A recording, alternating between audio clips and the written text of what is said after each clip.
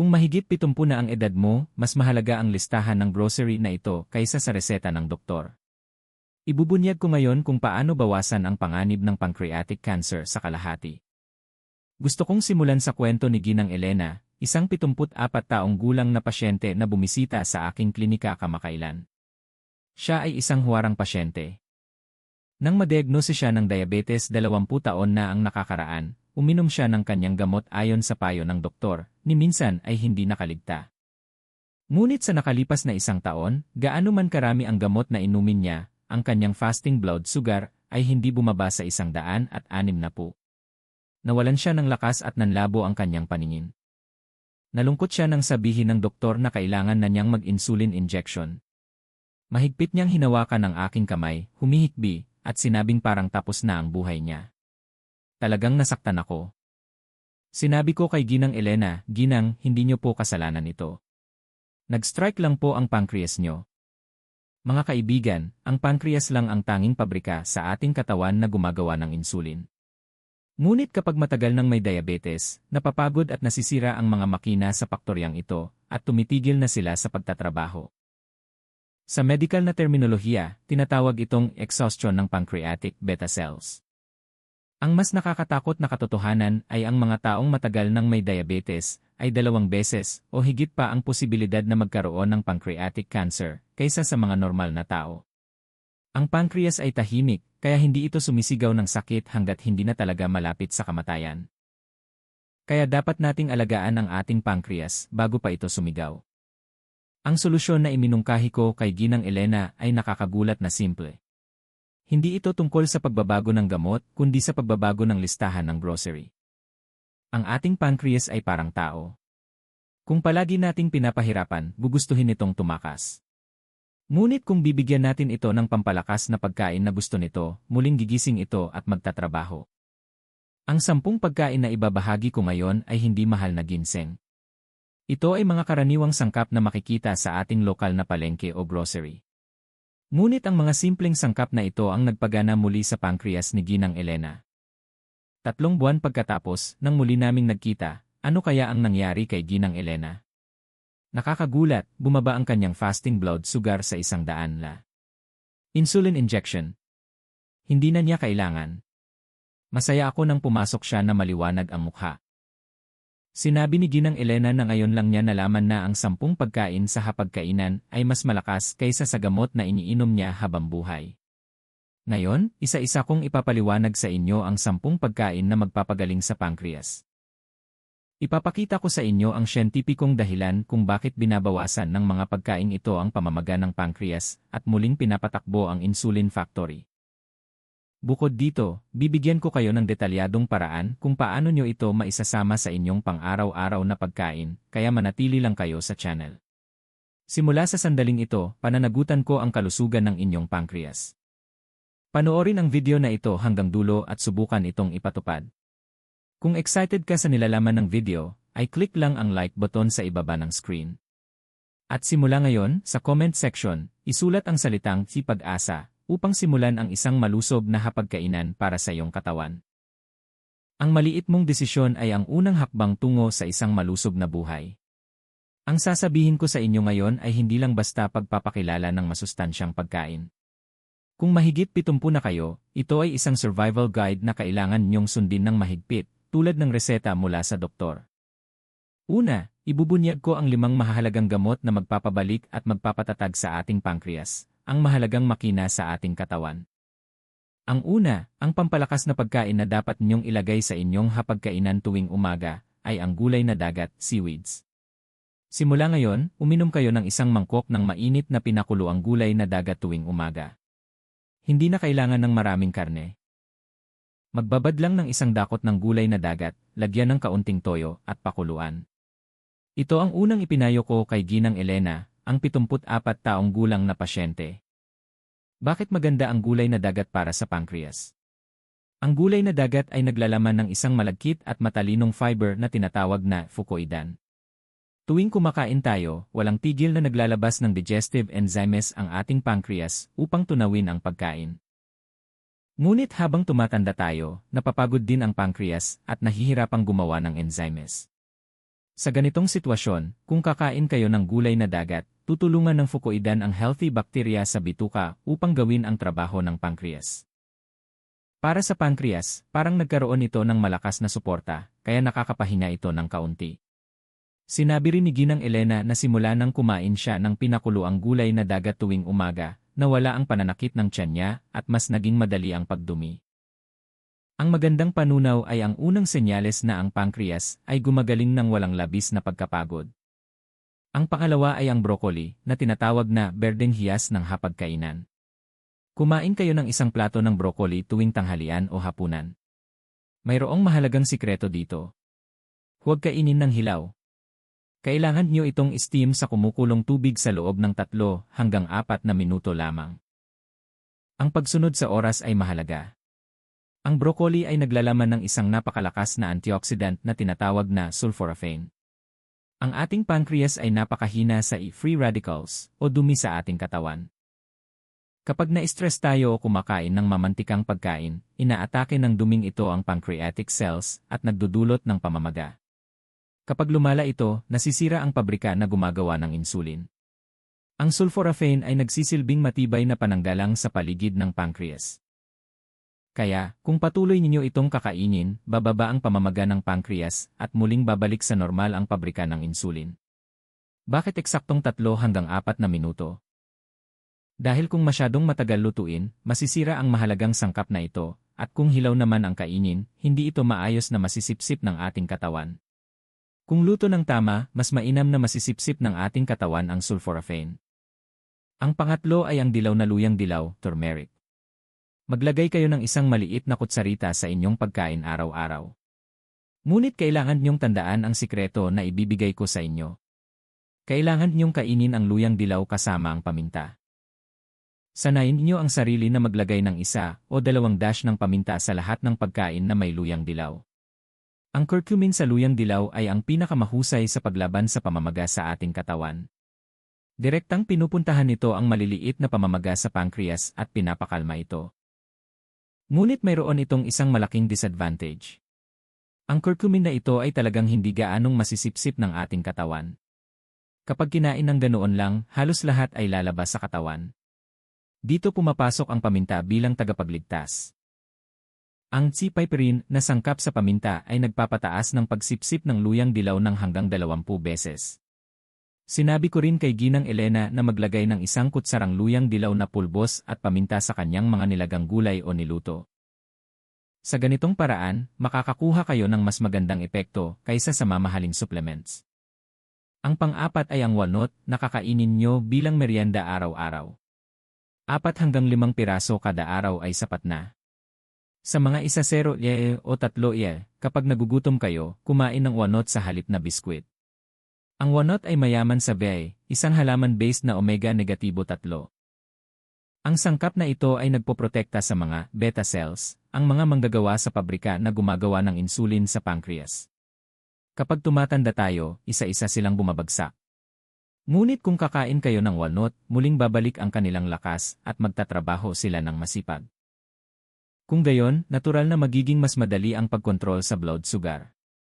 Masaya rin si Ginang Elena na dati ay kumakain siya ng candy kapag bumababa ang kanyang sugar sa hapon, ngunit simula nang palitan niya ito ng walnut ayon sa aking payo, gumaan ang kanyang pakiramdam.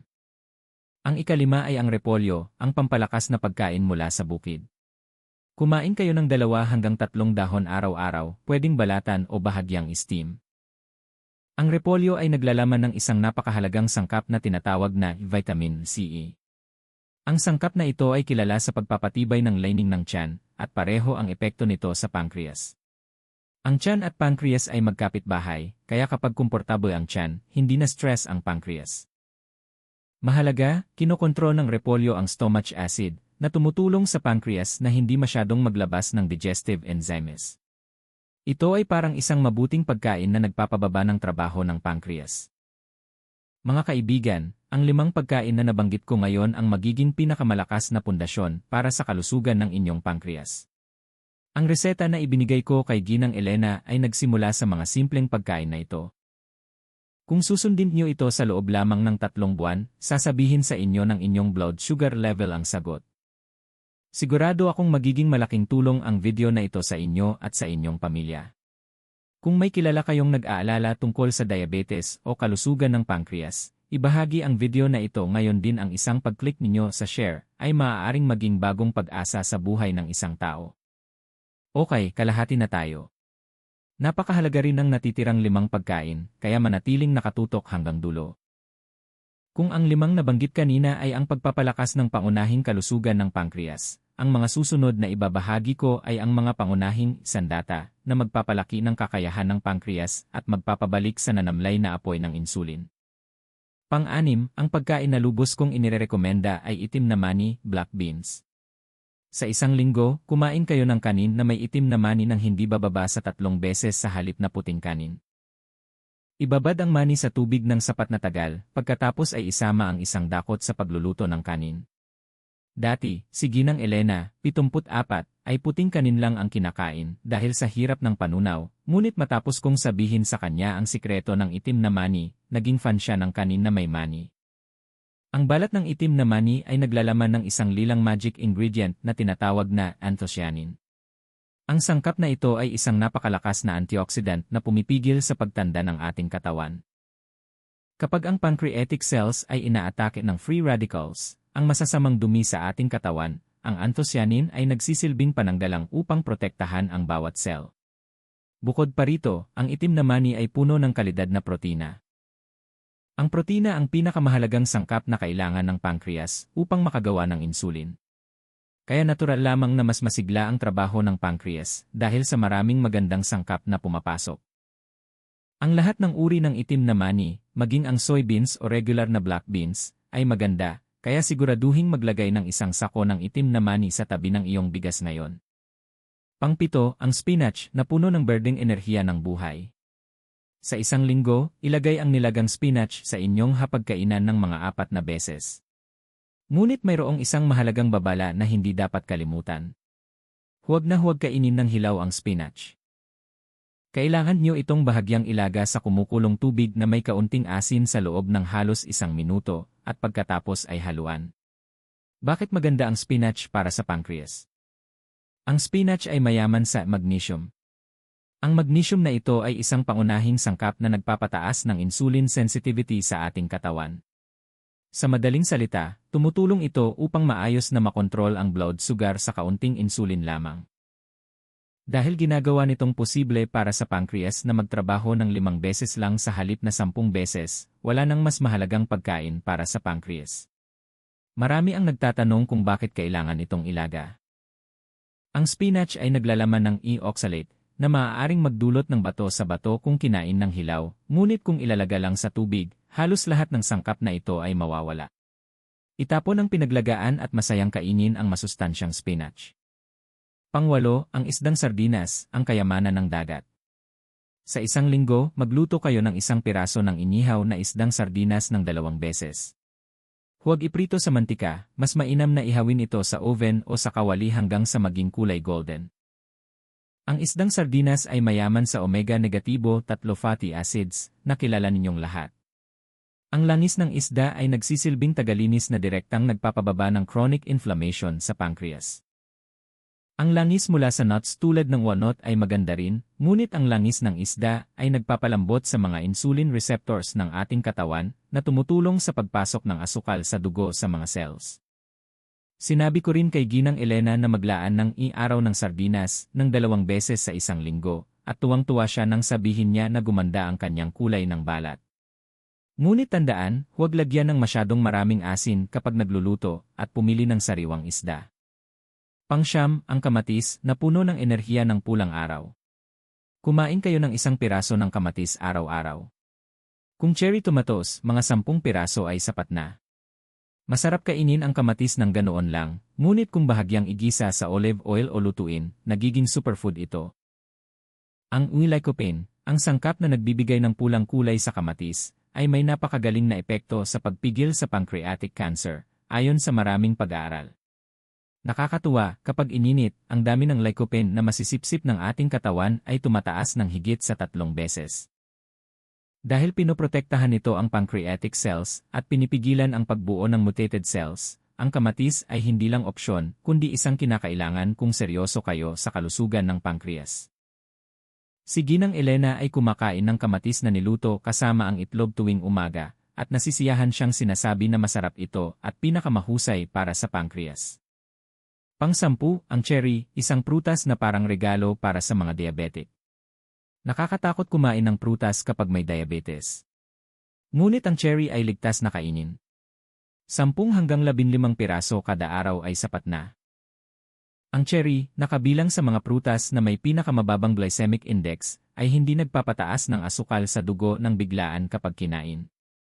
Bukod pa rito, tulad ng itim na mani, mayaman ito sa anthocyanin na direktang tumutulong sa paglabas ng insulin sa pancreas. Gaano kagandang prutas ito na masisiyahan ka sa tamis at kasabay nito ay mapangalagaan ang kalusugan ng pancreas. Kung hindi panahon ng cherry, maaari kang gumamit ng frozen cherry dahil halos pareho pa rin ang nutritional value, kaya huwag kang mag-alala at kainin ito. Ayan, nasabi ko na ang 10 pagkain na magpapagaling sa pancreas: gulay na dagat, broccoli, dilaw na luyang dilaw, walnut, repolyo, itim na mani, spinach, isdang sardinas, kamatis, at cherry.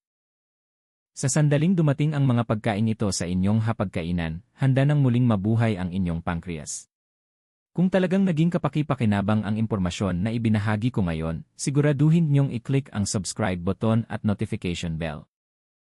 Ang inyong pag-subscribe at pag-set ng notification ay malaking tulong sa akin upang makagawa ng mas maraming video na nagpoprotekta sa kalusugan ng mas maraming matatanda.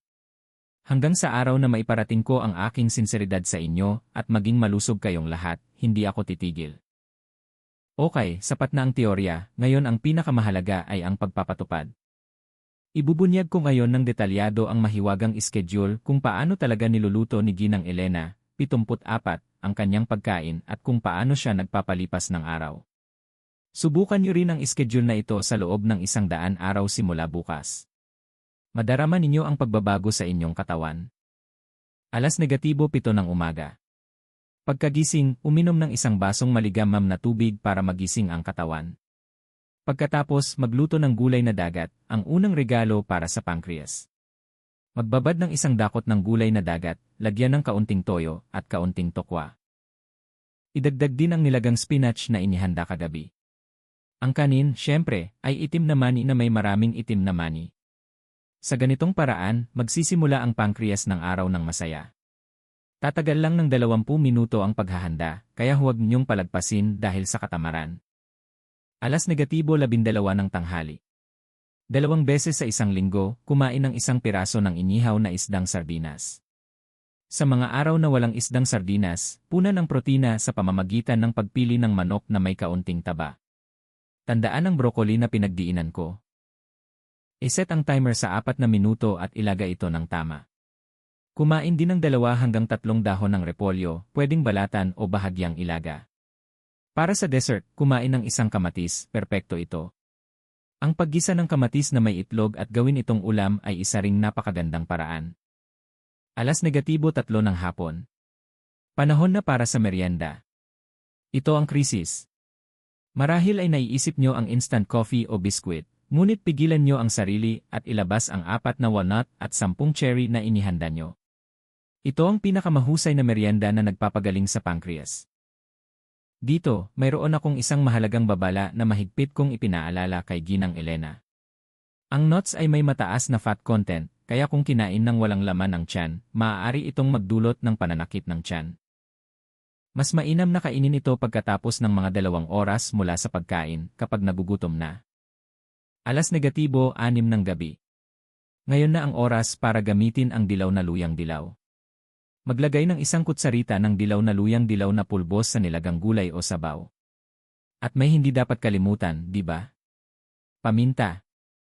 Maglagay ng 2 dash ng paminta upang ang magandang sangkap ng dilaw na luyang dilaw ay lubos na masisipsip sa buong katawan. Huwag kumain ng sobra sa hapunan at tapusin ang araw sa pamamagitan ng bahagyang paglalakad sa loob ng bahay pagkatapos kumain. Sa ganitong paraan, makakain mo ang lahat ng 10 pagkain at masarap pa rin. Noong una, nag-aalala rin si Ginang Elena kung paano niya kakainin ang lahat ng ito, ngunit nang subukan niya, madali siyang nakapag-adjust dahil madaling makita ang mga ito sa palengke. Ngayon, malamang may mga tanong kayo sa isip. Sasagutin ko ngayon ang 5 pinakamadalas na tanong na natatanggap ko mula sa mga pasyente sa klinika. Unang tanong, Doktor, umiinom po ako ng gamot para sa diabetes ngayon. Maaari ko po bang kainin ang mga pagkain ito? Siyempre. Ang mga pagkain ito ay hindi kapalit ng gamot kundi mga taga-suporta na tumutulong upang mas maging epektibo ang gamot. Kung malusog ang pancreas, mas mahusay na makokontrol ang blood sugar kahit isa lang ang gamot na iniinom. Kung bumuti ang kondisyon, maaari ninyong kausapin ang inyong doktor upang bawasan ang gamot. Ngunit huwag na huwag kayong titigil sa pag-inom ng gamot sa sarili ninyong desisyon. Ikalawang tanong, gaano karami po ang dapat kainin araw-araw para maging epektibo? Ang dami na sinabi ko ay ang tamang sagot. Isang dakot ng gulay na dagat, isang plato ng broccoli, isang kutsarita ng dilaw na luyang dilaw, at 4 na walnut. Kung kakain kayo ng masyadong marami ng sabay-sabay dahil sa pag-aakalang masustansya ito, baka sumakit ang tiyan ninyo o tumaas ang calorie intake. Ang susi ay ang kumain ng sapat na dami araw-araw ng tuloy-tuloy. Ikatlong tanong, Doktor, 20 taon na po akong may diabetes at sira na raw po ang pancreas ko. May silbi pa po ba ito ngayon? Ginang, huwag po kayong sumuko. Kung may 0% man lang na pancreatic cells na natitira, ang mga pagkain ito ang magpoprotekta sa mga cells na iyon at magpapataas ng kanilang bisa.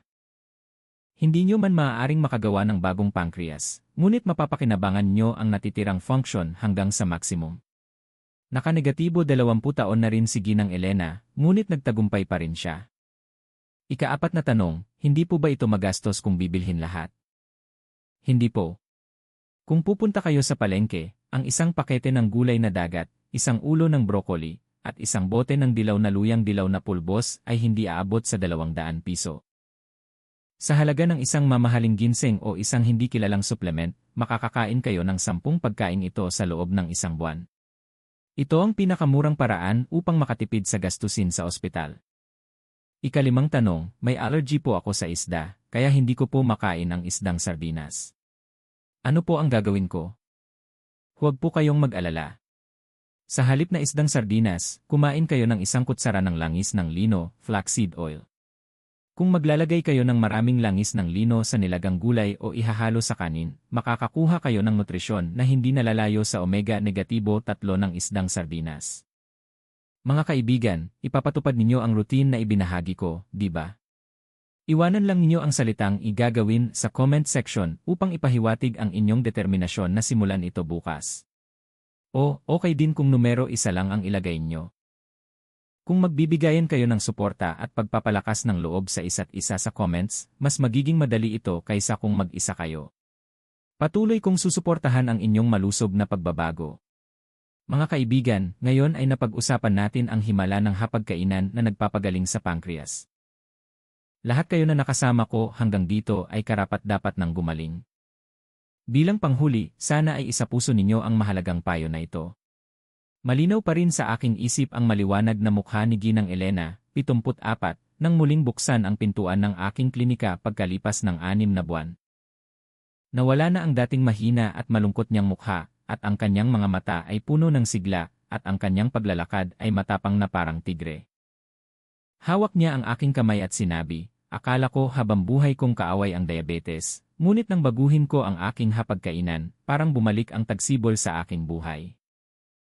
Naantig din ako sa kanyang sinabi na ang 10 pagkain na inihahanda niya mismo ay nagbigay ng mas malaking pag-asa kaysa sa gamot na ibinibigay ng ospital na pinaniwalaan niya ng walang ginagawa.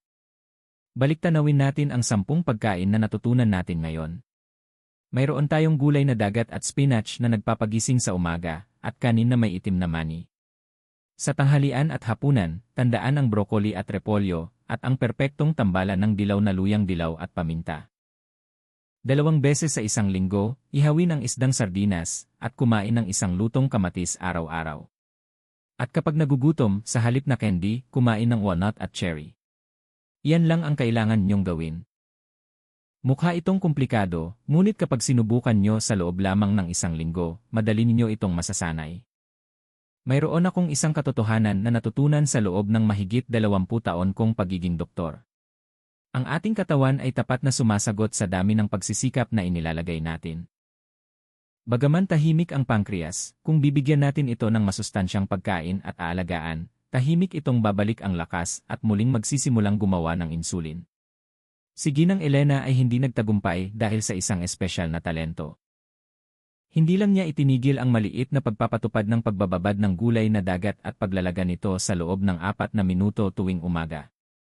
Mga kaibigan, ang diabetes ay hindi isang sakit na dapat isuko. Kung mapapamahalaan at makokontrol, maaari kayong mabuhay ng malusog at mahaba na parang kaibigan. Hindi pa huli para sa inyo na nanonood ng video na ito. Bago pa tuluyang huminto ang pancreas, bigyan niyo ito ng mainit na ginhawa at suporta gamit ang 10 mahalagang gamot na ibinahagi ko ngayon. Sa loob ng 100 araw, siguradong mararanasan niyo ang himala kung saan ang inyong blood sugar level ay magiging napakatatag at gagaan ang inyong pakiramdam tuwing umaga. Pagkagising bukas ng umaga, pumunta kayo agad sa kusina at hanapin ang gulay na dagat. Kung pupunta kayo sa grocery store, punan ang listahan ng grocery na ibinahagi ko ngayon. Hindi kailangan ng malaking simula. Ang maliit na kilos ng paglalagay ng 1 kutsara ng dilaw na luyang dilaw na pulbos at paglalagay ng paminta sa inyong hapunan ngayong gabi ang magiging dakilang simula na magpapagaling sa inyong pancreas.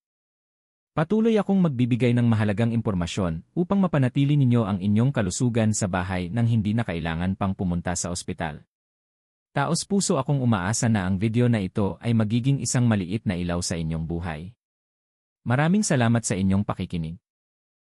Hanggang sa muling pagtibok ng malakas ng inyong pancreas, ako, ang Healthy Doctor, ay palaging kasama ninyo. Naway maging malusog at masaya kayong lahat.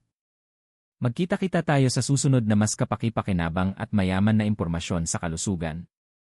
Salamat po.